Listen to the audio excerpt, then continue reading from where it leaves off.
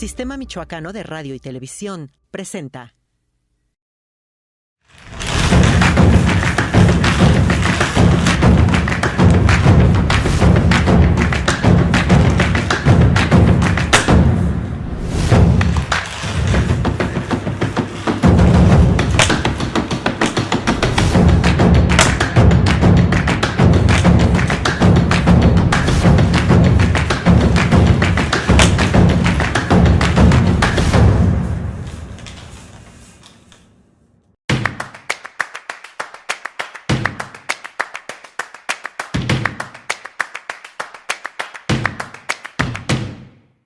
¿Qué tal? Soy Samuel Ponce y hoy en Mula de Seis tendremos una figura política importante en el Estado. Se trata de Carlos Torres Piña, quien es secretario de Gobierno, y bueno, veremos qué nos dice en esta Mula de Seis. Carlos. ¿Qué pasó? Buenas tardes. ¿Cómo estás? ¿De trabajar o de comer? Pues de chambear, mano. ¿Qué más hace uno? ¿Y no has comido? No.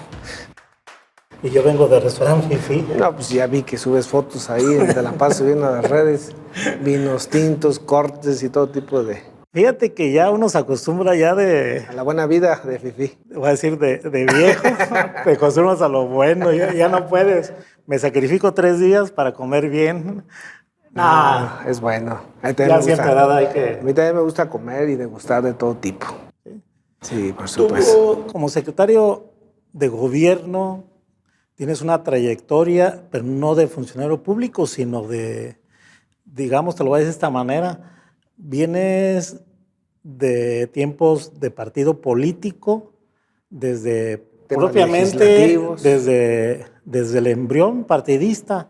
O sea, has sido activista, pero activista... Partidario, trabajo técnico, electoral, legislador. Pero sí, efectivamente es la primera vez que soy funcionario estatal. Ahora sí que cuando me pregunten cuál fue tu primer cargo como funcionario estatal o como funcionario en general, pues voy a decir que secretario de Gobierno. Pero después de estar en un partido, tu vida ha sido como más... Es distinto. Mayoritariamente ha sido partidista. Es distinto dentro de un partido político. Por supuesto, el hecho de que estés en la actividad política, partidaria, legislativa, como funcionario es muy distinto.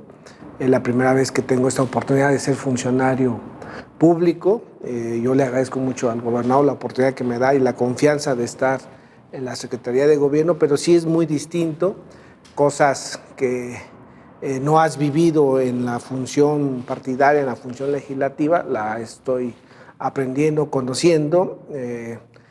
Muy burocrático, reconozco que es muy burocrático, hay procedimientos que nos gustaría que fueran más rápidos, pero bueno, son las reglas, son las normas que hay que respetar y tratar de entender y buscar cómo salir adelante de las tareas y las responsabilidades que se tienen como funcionario. Pero fíjate un detalle, casi de la nada llegas a secretario de Gobierno, como el gobernador, o sea, de repente llegan a ser gobernador, secretario de Gobierno, prácticamente él tiene más en funciones públicas, pero no de cargos de mayor responsabilidad. O sea, ha sido funcionario público, pero no cargos de gran nivel. Y llegas, ¿no te sientes como mareado? ¿No te marea esto de estar arriba sin estar, pasar en medio? Pues mira, la verdad es que la formación que tienes de haber sido legislador en 2 ocasiones, de haber sido dirigente de un partido, de tener espacios diversos en la vida pública, partidaria, si tú lo quieres ver así, las negociaciones que se hacen dentro de los partidos y en alianzas con otros partidos, pues te da como cierta formación para que en esta área en particular, que es la Secretaría de Gobierno, te dé la experiencia de negociación, de acuerdos, de equilibrios, que en gran parte es lo que se desarrolla en la Secretaría de Gobierno, tratar de generar equilibrios para que exista gobernabilidad, atender las diferentes problemáticas de todos los sectores. Aquí nos llega de todo y lo hacemos con gusto. Yo creo que el ser un gobierno de puertas abiertas, como nos lo ha establecido nuestro gobernador, ha funcionado. Escuchar a todos los sectores, tratar de darle la atención, acompañarlos. Esto nos ha permitido generar una relación distinta con los sectores diversos que tiene entidad. Ahora que dices que diálogo abierto, la oposición no está de acuerdo. Ellos dicen que no hay diálogo, que se cierran, que ustedes implementan sus acciones, sus programas de gobierno, sus estrategias, sobre todo en seguridad, que la oposición no es tomada en cuenta para salir adelante y que se requiere un Estado de Michoacán unido, y unidos quiere decir todos.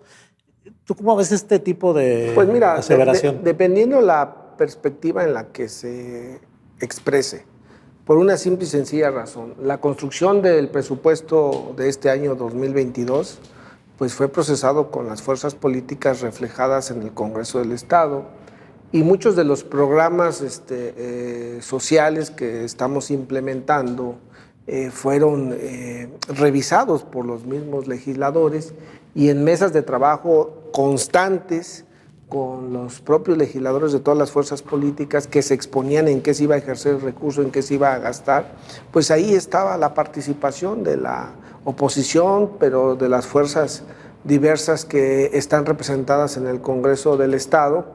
Tuvimos reuniones con las alcaldías, que son otra opinión importante política de nuestra entidad, para que opinaran sobre lo que estaba contemplándose para el presupuesto 2022, y también tuvimos reuniones con sectores diversos para escuchar las inquietudes. Por supuesto que la apertura de este gobierno ahora va más enfocado a los sectores sociales que puedan tener participación, pero eso no quiere decir que no se atiendan a los sectores tradicionales de actores y actores políticos o sectores empresariales. También se ha tenido el acercamiento. Nuestro gobernador tiene una excelente relación con el sector empresarial, lo conoce, lo entiende, tiene una visión de crecimiento y desarrollo económico impulsado y apoyado por el tema empresarial, pero también tiene que atenderse el tema social, y creo que este gobierno ha estado enfocado mucho en este sector. Y en ese sentido, ¿tú consideras que la oposición no es oposición, o sí se le da su lugar, pero quiere subir más, posicionarse, quiere negociar, o qué pretende con este tipo de señalamientos?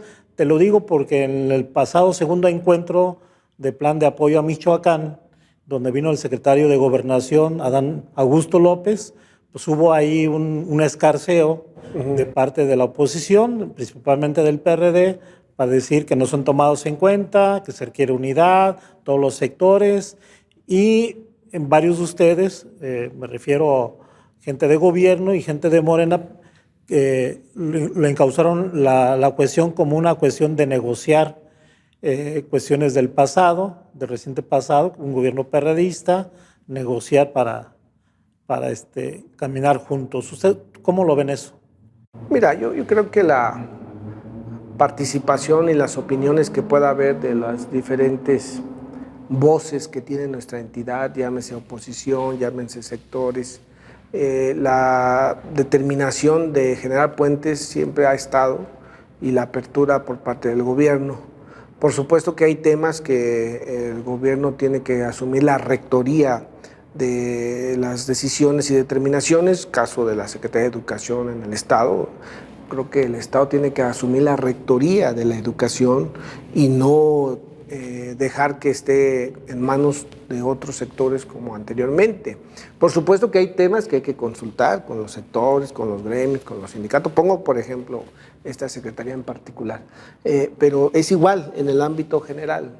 Yo creo que el gobierno del Estado tiene que agarrar la rectoría de ciertos temas sin entrar en negociaciones que no le permitan, o que en el pasado se generaban como ciertos compromisos y acuerdos por debajo de la mesa. No es esa la lógica, pero también hemos sido abiertos en la atención, en el ejercicio de ciertos planteamientos para que participen los diferentes opinadores, las diferentes voces representadas en nuestra entidad.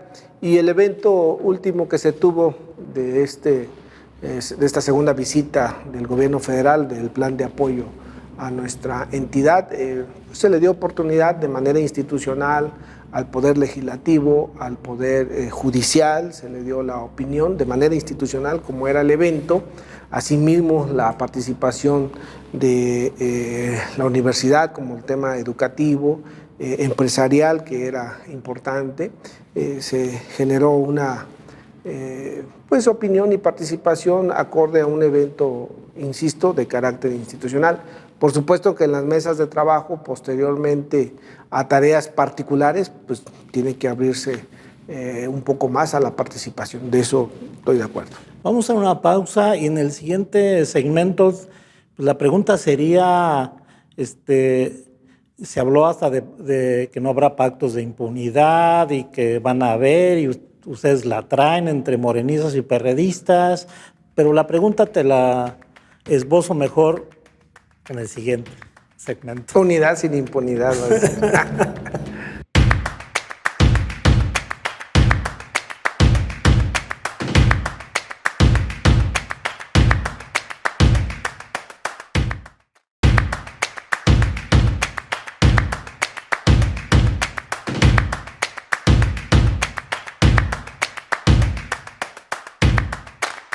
Carlos, la pregunta tiene que ser, incluso a veces a uno la respuesta ya le espera a uno como obvia, lo que va a responder el interlocutor, pero la pregunta se tiene que hacer de manera necesaria.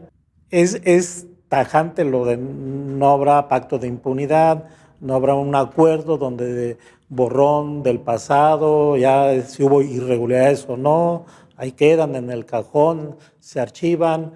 Y me refiero al gobierno anterior, perredista, de Silvano Aureoles Conejo, porque ya van dos paquetes de demandas de denuncias penales, una sobre los cuarteles policíacos y otra sobre la cuestión del sector salud.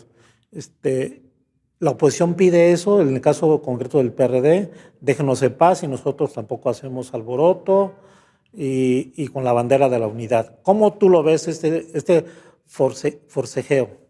Mira, yo creo que el daño que se hizo al erario público no puede quedar impune. Y por supuesto que es una demanda de la ciudadanía. En todas las encuestas que nosotros hicimos de evaluación para tomar ciertas determinaciones como gobierno, las líneas a trazar en base a la opinión de la ciudadanía, una de ellas era que se sancionara a quienes habían cometido irregularidades de la administración pasada, y yo creo que es una obligación inclusive nuestra el tener que hacer las revisiones pertinentes, las denuncias que se tengan que hacer, y será la autoridad respectiva, la autoridad encargada de resolver y de enjuiciar y de tomar sanciones si hubiera esas irregularidades que nosotros estamos acreditando en las denuncias respectivas.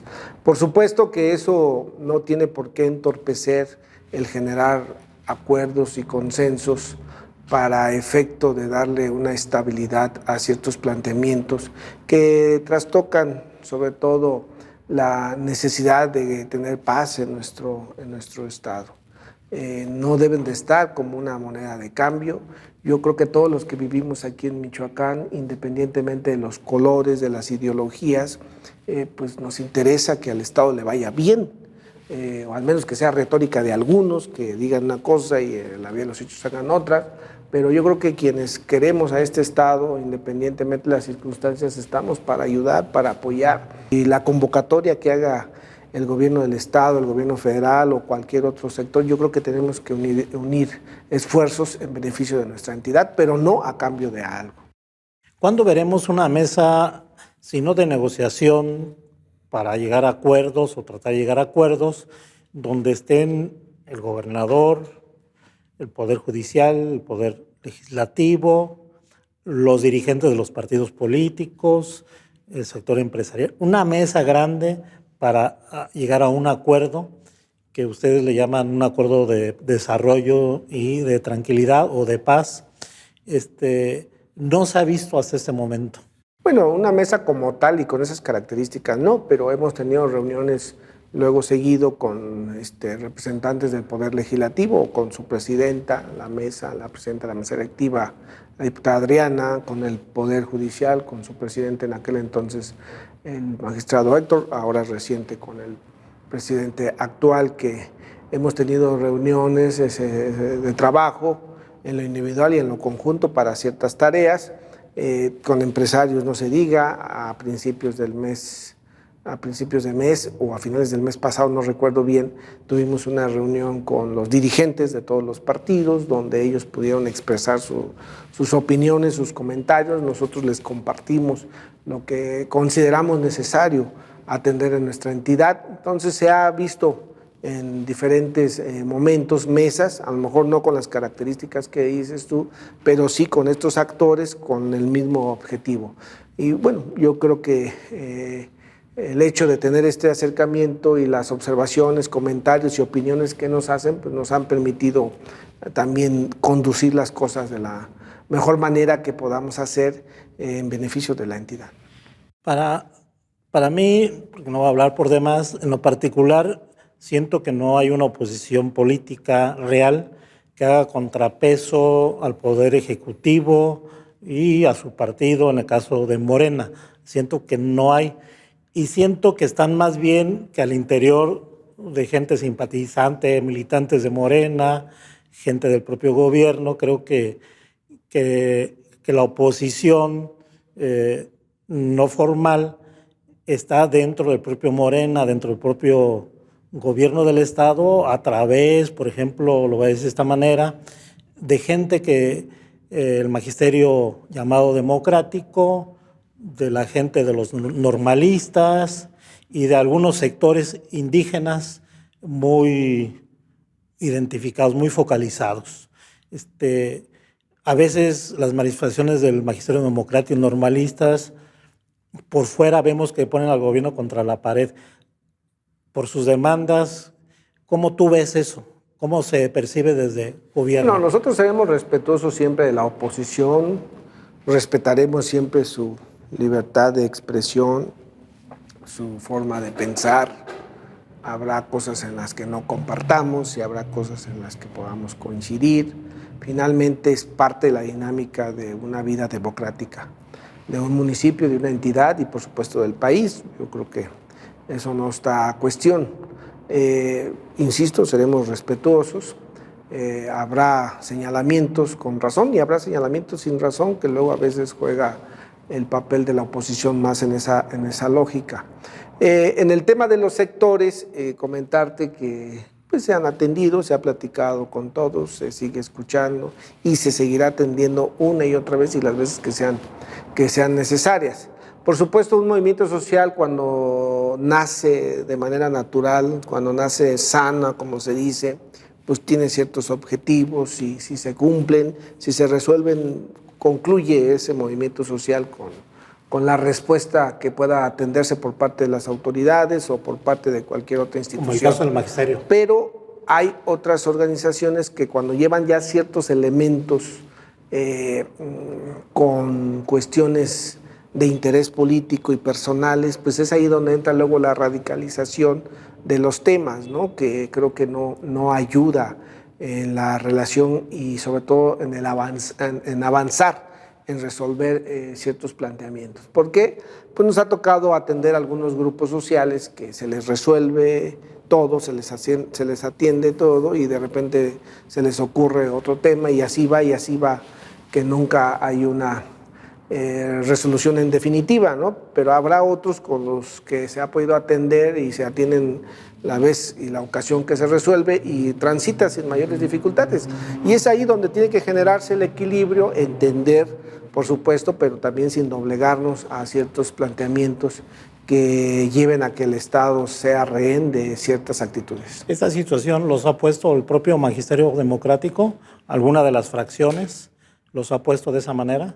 No, hasta el momento no. Yo creo que se han logrado equilibrios y acuerdos en el sentido de transitar ante ciertas demandas. Hay procedimientos administrativos que admitimos que a veces tardan en resolverse pero que esto se le tiene que dar celeridad para que el maestro se sienta atendido, ¿no? Yo creo que si transitamos al gobierno digital como se está planteando, pues eso cada vez se va a erradicar más y el maestro podrá acceder a varios temas importantes. Pero también luego se ponen de por medio otros asuntos que no están en nuestra cancha y que no vamos a permitir que pasen. Te voy a poner un ejemplo rápido de algo que nos pareció, no sé, muy extraño. Una fracción del Magisterio Democrático pedía la destitución y la imposición del titular del sector indígena del área educativa. Ustedes al principio dijeron que no y luego, al final, para nosotros, sí, para muchos, cedieron. Entonces, como que no se ve ahí una... Mira, comentarte que en ese tema en particular, la dirección indígena de la Secretaría de Educación desde 1992-1993 siempre se había elegido con estas características a través de las escuelas que están consideradas como escuelas indígenas o de este sector, y bajo su convocatoria y su procedimiento se determinan.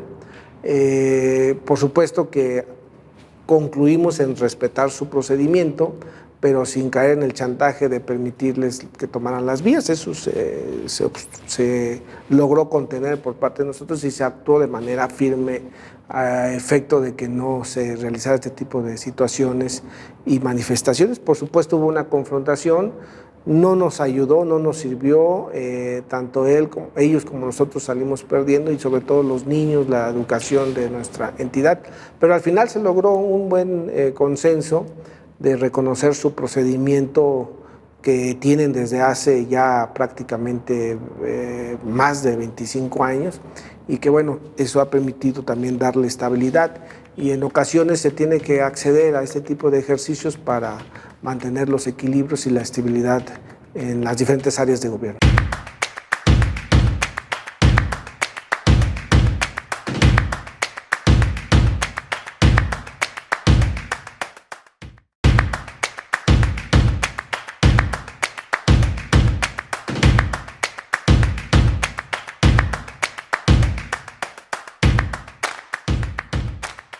Oye, tú eres originario de Paracho, pueblo indígena purépecha. Este gobierno es indigenista, le está dando mucha apertura a los indígenas en general, de las 4 etnias, avalando sus autogobiernos, avalando sus usos y costumbres. Esto no nos llega a la atomización de la sociedad michoacana, una balcanización, por ponerlo más dramático. Mira, la verdad es que yo no lo veo así, al contrario, creo que es el reconocimiento a la libre determinación, a la libre participación de las comunidades indígenas. La verdad es que yo reconozco al gobernador de manera personal, le reconozco esa actitud que ha asumido, no desde ahorita como gobernador, desde antes, porque fue quien impulsó la modificación a la ley orgánica para que las comunidades indígenas, sobre todo las que tienen este carácter de tenencias, pudieran acceder al presupuesto directo, y que fuera a través de una consulta a la ciudadanía que pudieran participar, y no mediante un juicio. Anteriormente era ante juicios ante el tribunal o ante la Suprema Corte, que pudiera ser una minoría la que promoviera ese juicio y les concedían la razón. Ahora, en un procedimiento democrático donde el IEM interviene, se hace la consulta, y por mayoría de la población o de los que asisten a las asambleas se toma esa determinación. Días pasados se llevó una consulta en Sirío, por ejemplo, en donde pues prácticamente de los que asisten a la asamblea el 98-99% vota a favor, de una población de 2,000 personas, y asisten 2,300. O sea, se ve el respaldo, el convencimiento de la gente de transitar en esta vía. Por supuesto que hace mucha falta todavía legislar algunas cosas, es verdad, en temas de fiscalización, en temas de contraloría, en temas de recaudación hace falta legislar y tenemos que transitar para allá. Quiero decirte que hay gente que le apuesta a que esto no funcione. ¿Por qué? Desconocemos sus razones. Pero argumentos de que las comunidades no están preparadas, que las comunidades deben de sujetarse a la administración municipal, que las comunidades deben estar sujetas, yo creo que esos no son argumentos para descalificar este planteamiento que la verdad lo ve muy bien la ciudadanía en general y particularmente las comunidades pues lo toman como un reconocimiento y lograr un derecho que durante mucho tiempo han estado peleando. Por supuesto que algunas formas de organización de ellos han sido mejores que las propias administraciones en turno de municipios o de administraciones de municipios. Por ejemplo, el recurso que manejan las comunidades, en muchas ocasiones las obras las ejecutan por faena y esto les permite duplicar inclusive la obra. El recurso lo amplían más. Por ejemplo, las policías las determina la asamblea de la comunidad, no el consejo, no una convocatoria, sino que la misma asamblea de la comunidad nombra a quién va a ser su autoridad dentro de la policía municipal, que son gente conocida, cuenta con el respaldo de la comunidad. Entonces, cosas como estas que son positivas, que ayudan en mucho y que creo que pueden tener un buen puerto en base a este ejercicio que se está haciendo por este gobierno. ¿No sienten que como que es una espinita el caso de Arantepacua, donde una irrupción policíaca, que hay que recordar un poco el contexto?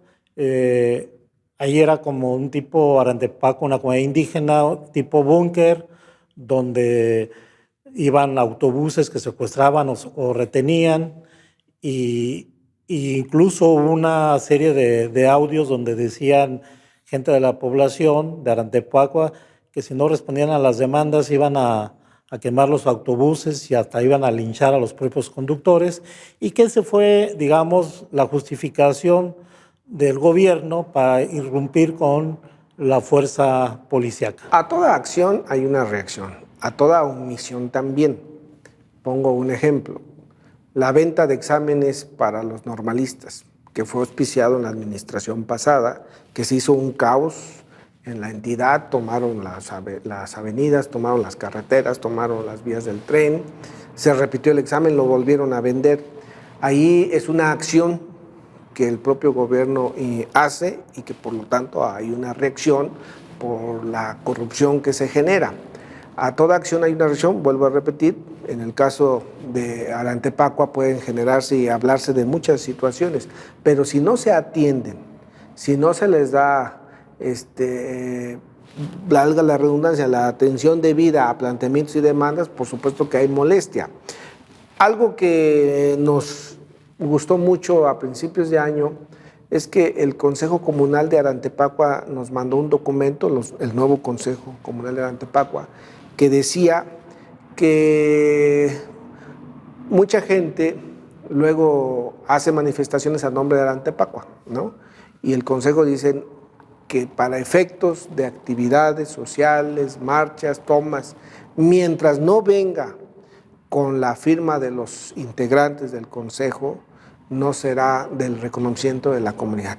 Eso le da una cara distinta a esta comunidad de lo que se ha venido señalando. Y creo que el Consejo ha hecho su forma de organizarse, pero esta actitud con este oficio pues le da una distinción de la hora, cómo transitar hacia adelante.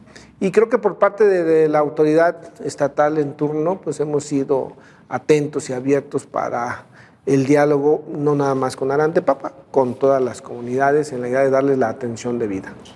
Hasta este momento, ¿en qué medida la Comisión Nacional de Derechos Humanos, en la recomendación que hizo el gobierno de Michoacán y a la anterior, para ustedes les toca dar seguimiento, qué avances hay?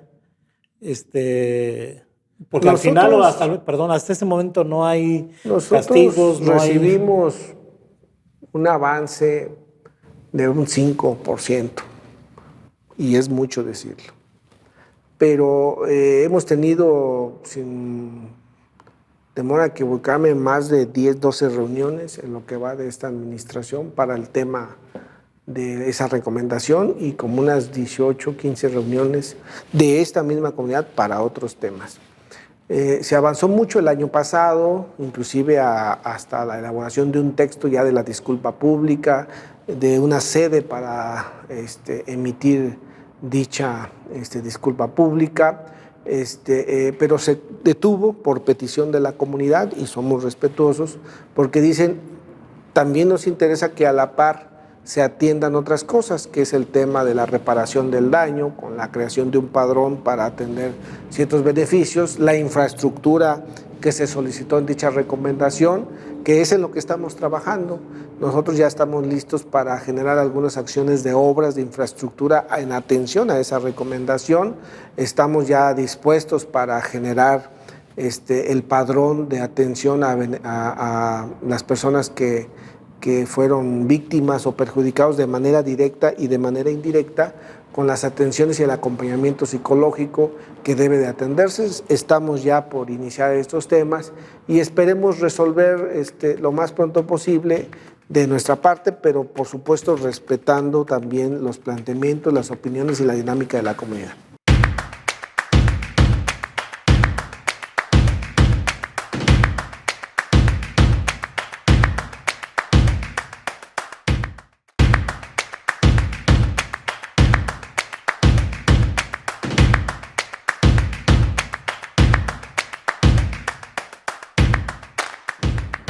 Oye, una pregunta, ¿por qué en tu propaganda electoral, en tu imagen siempre apareces muy seco, muy serio, muy adusto?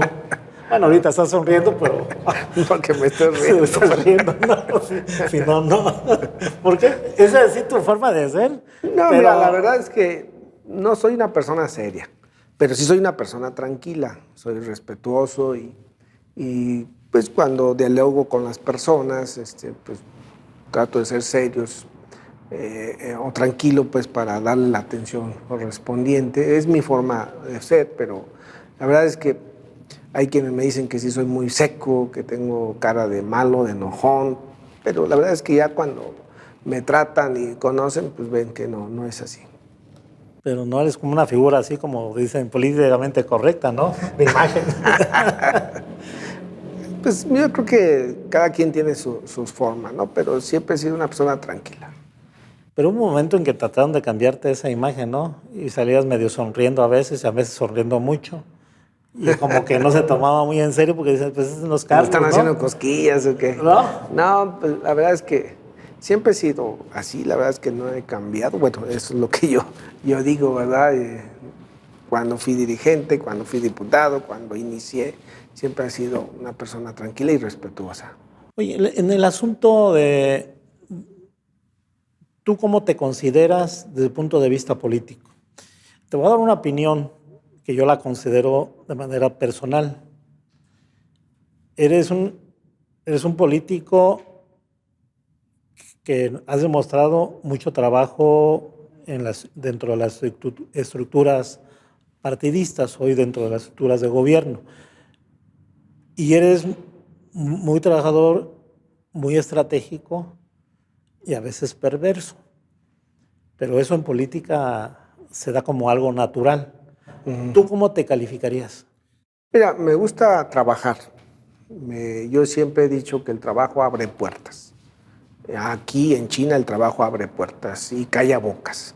Y siempre he tenido esa lógica, esa filosofía y me gusta trabajar para tratar de pues, generar las condiciones que la misma gente te impulsa o que te solicita que hagamos de manera conjunta. Por supuesto que en la vida pública, en la vida política, pues también te encuentras con tropiezos, te encuentras con ciertas barreras pues, que hay que romper y tratar de generar y de impulsar lo que a ti te convence en una idea de algún proyecto, de alguna ideología, y de alguna forma de pensar. Y creo que eso es lo que a mí me motiva. Perverso, no me considero perverso, pero no soy dejado, eso sí. Soy tranquilo, aguanto, a veces se quieren pasar de listos, aguanto, pero también cuando quieren sorprenderme, pues actúo. Y no en la idea de golpear o de atacar, sino actúo en que no se pasen de listo, como si uno no supiera en dónde está parado y qué es lo que está haciendo uno. ¿Tú eres más operativo que ejecutivo o estás aprendiendo a ser ejecutivo? ¿Estás dejando de ser operativo? ¿O cómo te ves, insisto, políticamente hablando? Yo creo que mezclo las cosas desde hace mucho tiempo. Yo me formé en áreas electorales, técnicas totalmente. Cuando decido dar el paso al tema político, creo que mi formación técnica me permitió ganarle paso a mucha gente para otras acciones y tareas dentro de la vida pública y política.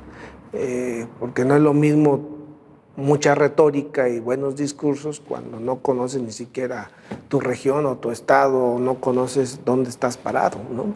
Y yo creo que en lo personal a mí el conocer, el recorrer el estado, el trabajar, el tener una formación técnica me dio como una cierta experiencia adicional cuando decido actuar y participar en vida pública política, ¿no? Y la oportunidad de estar en 2 legislaturas, en administraciones totalmente distintas, el ser dirigente de un partido fuerte, grande, aquí en la entidad, pues también te da tablas, te forma para poder atender y atemperar cosas y equilibrarlas. Por supuesto que en esta función de gobierno sí es un poco distinto en las cuestiones en las que yo he actuado y trabajado, pero creo que la experiencia que luego se adquiere en ciertas cosas de actuación, negociación y todo eso, pues te permite también llevarlas a la práctica en esta función que se tiene, y ahí vamos transitando más o menos. Realmente la última opinión la tendrá la ciudadanía en cuanto al actuar del gobierno o de la área en la que yo estoy trabajando, pero creo que me ha tocado equilibrar el tema de operatividad, pero también de delegar acciones para pues, tratar de generar un equipo y dar la confianza de generar también resultados. Te voy a decir 5 nombres y tú me dices qué piensas de cada uno. Uriel López Paredes. Un amigo de hace tiempo, él me ayudó mucho a incursionar en la vida pública. Leonel Godoy. Leonel Godoy fue gobernador de nuestra entidad, una persona de mucha experiencia. He tenido poco trato con él, recientemente un poco de mayor convivencia, y mi respeto para el maestro. Silvano Aureoles. Silvano Aureoles se le apoyó mucho en su momento, desafortunadamente desilusionó a la ciudadanía. Raúl Morón. Raúl Morón, el profe Raúl, la verdad es que ha tenido muchas oportunidades, ha tratado de hacer de la mejor manera su trabajo, y yo creo que es un actor político importante. En caso de Alfredo Ramírez. Alfredo Ramírez pues es nuestro actual gobernador, muy agradecido con él por la confianza que ha otorgado en mi persona. ¿Tú consideras que este gobierno, y hablando de Alfredo Ramírez y de Carlos Torres Piña, ya se les acabó la curva de aprendizaje, ahora tienen que dar más resultados, porque yo insisto, entraron sin mucha experiencia en la función pública? ¿Tú crees que ya se les acabó dos cosas? Primero, la curva de aprendizaje para tomar las riendas y hacer gobierno. Y la segunda, ya se les acabó la luna de miel con algunos sectores, ahora tienen que dar resultados. Yo creo que la curva de aprendizaje nunca termina, ¿eh? La curva de aprendizaje, el día a día uno aprende cada vez más, entre más tiempo, entre más oportunidad tengas de vivir, de conocer, aprendes muchas cosas. Y en cualquier tarea y trabajo también, finalmente la experiencia te la da el tiempo, y yo creo que es parte de lo que se tiene que ir generando. Creo que el bono político de la elección, por supuesto que cada vez se va reduciendo. Yo creo que ahorita contamos con un bono importante de la sociedad y la confianza. Sigue habiendo una gran confianza con este gobierno, y yo creo que se tiene que aprovechar para cambios sustanciales en nuestra entidad. Creo que se están haciendo. Nuestro gobernador es muy claro, es una persona muy transparente, es una persona franca, ha sido muy enfático en combatir los temas de corrupción, de erradicar los temas de corrupción, y él pone por delante su propio actuar y por lo tanto tiene que generarse un resultado a corto, a mediano y a largo plazo. Pero este bono, te vuelvo a repetir, que es al que te refieres, por supuesto que cada vez se irá reduciendo y los cuestionamientos sobre acciones u omisiones o errores serán duramente señalados conforme vaya pasando el tiempo, pero decirte que hay cosas positivas, también la gente conoce o reconoce cuando hay cosas positivas, y estoy seguro que nuestro gobernador y este gobierno emitirá esa dinámica y sobre todo ese sello de la administración que encabeza nuestro gobernador Alfredo Ramírez Bedoya.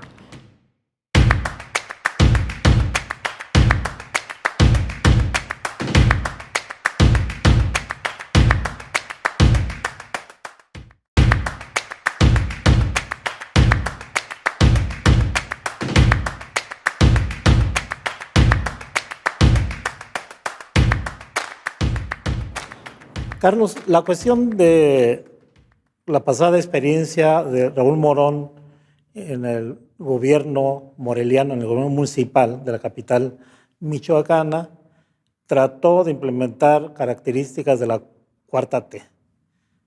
Desde mi punto de vista, no hay ninguna que sobreviva. Trató, pero al final fue un gobierno, yo diría, gris. Yo creo que le faltó comunicar, Samuel, porque el reducir la deuda del municipio es un acierto. El que mucha obra se haya hecho no en el centro, sino en la periferia, en la zona popular, hay un reconocimiento. Yo incursioné un poco en el tema del municipio a principios del año pasado y había un reconocimiento a la inversión de obra pública en las zonas populares. Yo creo que más bien faltó comunicar del logro y de las acciones de manera particular. Por supuesto que hay alcaldes más hábiles que saben comunicar muy bien, aunque no hagan muchas cosas, y en el caso particular del profe Raúl fue eso, desde mi punto de vista.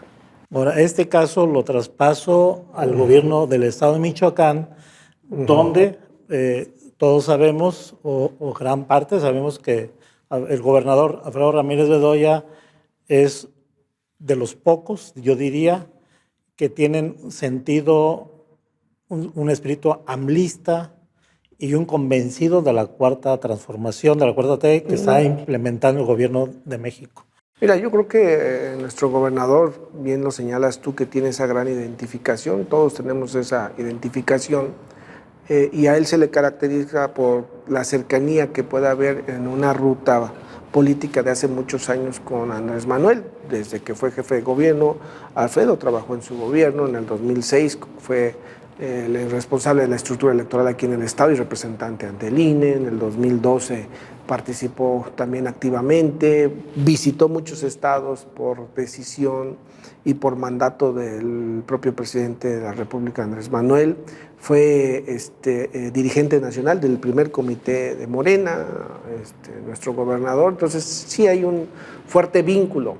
Pero si tú te fijas, el gobernador tiene una excelente relación con la clase empresarial aquí en nuestra entidad y tiene muy marcado el desarrollo de nuestra entidad y estrategias muy precisas por el desarrollo económico de Michoacán. La verdad es que Alfredo es un hombre muy inteligente. Yo lo he tratado mucho de unos meses para acá y la verdad es que mi reconocimiento y mi respeto, porque es una persona inteligente que además conoce, sabe muy bien de cómo actuar ante el crecimiento que se pueda generar e impulsar para nuestra entidad. En el tema de bienestar, por supuesto, lo hace muy bien y más con esta cercanía con el presidente. Creo que esto es un equilibrio de acciones que va a permitir que a nuestra entidad le genere una estabilidad, pero sobre todo un crecimiento económico que mucha falta le hace a nuestra entidad. Fíjate que... ¿Cuál es el tema y foco pendiente? Pues es el tema de seguridad, que es un asunto que no vamos a resolver de la noche a la mañana y que no es un tema que se haya ocasionado ahorita y que vaya a resolverse mañana, no, es un tema de una descomposición, de una desatención de hace mucho tiempo y que tiene que hacerse un frente común con todas las autoridades, con la misma sociedad civil, en la idea de enfrentar una situación tan compleja que tenemos en la entidad y en el... Fíjate que hay casos, San José de Gracia, el asunto de San Juan Nuevo, la Aguililla, el asesinato del edil de ahí, que para muchos era una muerte anunciada, el asunto en Zitácuaro de la muerte de un periodista y aparte cuestiones de manifestaciones de violencia extrema en Uruapan, en el propio Oriente. Y bueno, se da un panorama donde al parecer ustedes tratan de minimizarlo, dicen que es focalizado, que no es asunto del pasado y todo lo demás, pero ahí está y puede resurgir en cualquier momento, en cualquier región.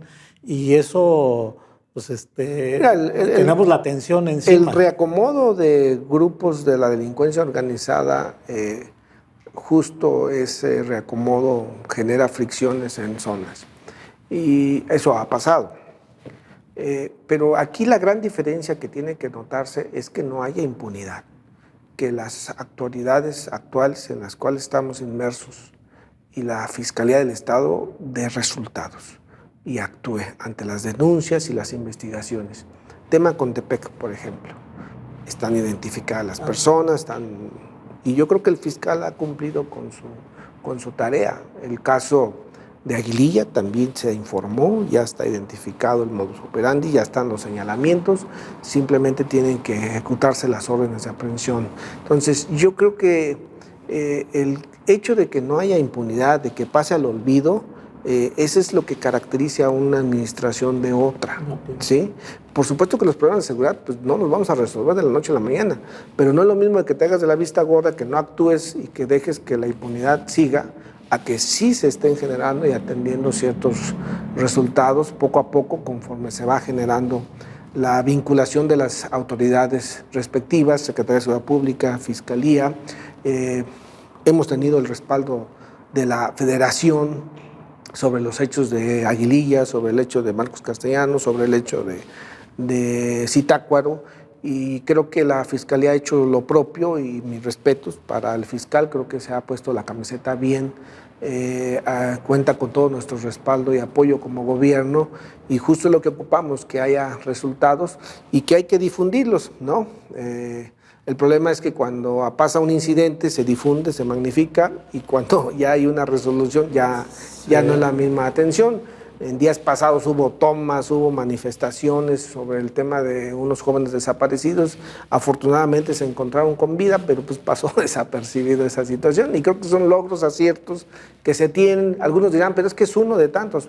Pues mira, es uno, son 2 vidas, 3 vidas, 4 vidas, es importante. Y yo creo que a nadie le gustaría estar en esos zapatos. Fíjate que lo voy a decir de esta manera. Iba a decir la palabra jalada, pero no la voy a decir. ¿Ibas a decir la palabra qué? La palabra jalada. Hay una percepción en lo particular, porque no quiero decir que la mayoría o que la gente, no, lo retomo yo. El asunto de la llamada Casa de Gobierno, que sometió Casa Michoacán, el asunto que no viva ahí, el asunto de enseñar digamos, el edificio, la parte de construcción, donde se dormían los hoy gobernadores, el caso de que no se fuera a vivir al Palacio de Gobierno, que no hiciera como hablo ahí su recamarita. Son cuestiones nimias, porque finalmente me decía alguien, pues es en Tres Marías o en Altozano son mejores las viviendas que la que tenían los exgobernadores, pero bueno. El asunto es que son golpes mediáticos para ustedes. Sí está grande la casa, sí, cabrón. Sí. Y también la usaron hoy morenistas como Leonel Godoy, por decirte algo. Pues claro que se y la disfrutaron muchos. Hasta Fidel Calderón, pero bueno. El asunto es que para mí se me hacen cosas nimias. ¿Cuáles serían las insignias, las obras, las acciones, los programas de la cuarta transformación que trata de implementar Alfredo Se están Ramírez? implementando. ¿Cuáles Se están son? implementando. Gobierno digital, por ejemplo. Ese es uno. Eso va a erradicar muchos temas de corrupción que están muy incrustados en áreas estratégicas, como es la propia Secretaría de Educación, como son las receptorías de rentas, muchos lugares donde luego hay vicios que desafortunadamente, mientras no haya una digitalización de las cosas, pues van a seguir persistiendo. Entonces, creo que este planteamiento todos tenemos que abonar. Va a haber resistencias, te lo adelanto, va a haber resistencias de algunos sectores, de algunos actores, pues porque le han sabido cómo trabajar por ahí. Entonces es importante que hagamos un frente común para que el tema del gobierno digital entre y facilite las cosas. Por supuesto que vamos a tener dificultades en un principio, pero vamos a tener que ir perfeccionando. ¿La federalización? Ese es un proyecto insignia.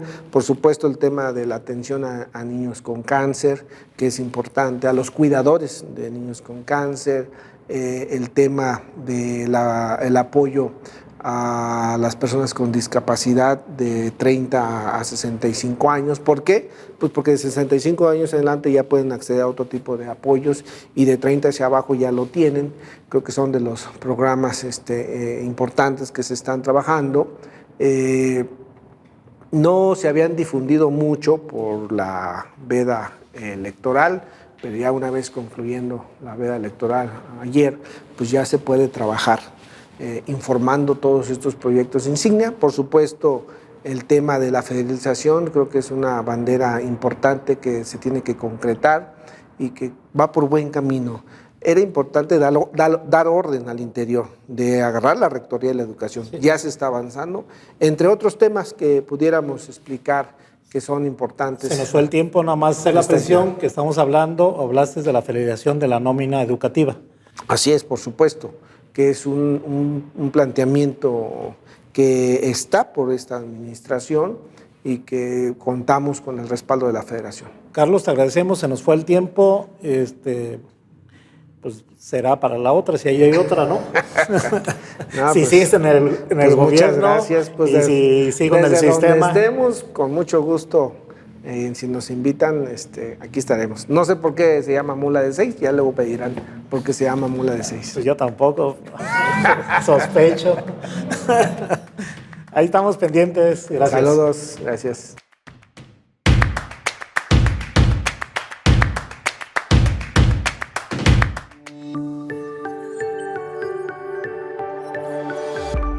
Sistema Michoacano de Radio y Televisión presentó